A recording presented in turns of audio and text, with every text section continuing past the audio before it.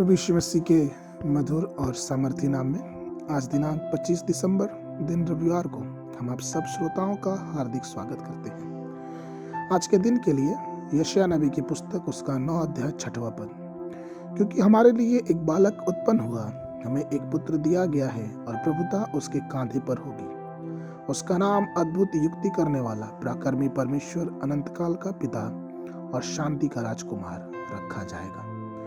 प्रियो, हमारे और हमारे परिवार के प्रत्येक सदस्यों की ओर से आपको बड़े दिन की बहुत बहुत हार्दिक शुभकामनाएं और हार्दिक बधाई। इस दिन जब आप अपने परिवार के साथ खुशी से प्रभु के जन्म का जश्न मना रहे हैं, प्रभु की उपस्थिति, उनकी कृपा और शांति आपके साथ विशेष रूप से होती रहे, यही हमारी दुआ है। यह बड़े दिन का मौसम केवल उत्सव और आनंद के दिन का नहीं होना चाहिए, बल्कि आपके उस उद्देश्य को पूरा करने का समय होना चाहिए जिसके लिए प्रभु यीशु मसीह इस दुनिया में आया था। बालक यीशु का जन्म 2000 वर्ष पहले दाऊद के शहर बैतलहम में हुआ। उनका जन्म एक साधारण स्थान में हुआ था। वह एक छोटी जगह में पैदा हुए थे और उनकी माँ ने उन्हें कपड़े में लपेटकर चरनी में लिटा दिया। यीशु का जन्म कई पीढ़ियों के उद्धार की पूर्ति के रूप में हुआ। पहले से उसे दिए गए नाम के साथ वह पैदा हुआ। उसका जन्म मानव जाति को प्रभु के पास मार्गदर्शन करने के लिए, उनका उद्धार करने के लिए और जीवन को एक बलिदान के रूप में प्रभु के सामने अर्पित करने के लिए होता। संसार के इतिहास में किसी अन्य बालक से इतनी अपेक्षा नहीं की गई, क्योंकि यीशु का जन्म संसार के रचे जाने से पूर्व निर्धारित था।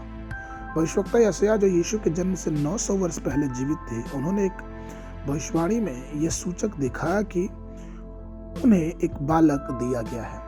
आमतौर पे जब किसी परिवार में बच्चों का जन्म होता है तो माता पिता गर्भ से बच्चे को अपना कहते हैं, लेकिन प्रभु यीशु मसीह न केवल मरियम और यूसुफ के लिए पैदा हुए, न केवल पूरे यहूदी समुदाय के लिए, बल्कि यीशु मसीह पूरी दुनिया के लिए एक उद्धार के रूप में पैदा हुए। लूका रचित सुसमाचार उसका 2 अध्याय 10 और 11 पद इस प्रकार से कहता है, तब स्वर्गदूत ने उनसे कहा, मत डरो, क्योंकि देखो मैं तुम्हें बड़े आनंद का सुसमाचार सुनाता हूँ, जो सब लोगों के लिए होगा कि राजा दाऊद के नगर में तुम्हारे लिए एक उद्धार करता जन्मा है, और यही मसीह प्रभु है। यदि मसीह हमारे लिए पैदा हुआ तो क्या हमको अपने हृदय में और अपने घर में उसके लिए स्थान नहीं देना चाहिए?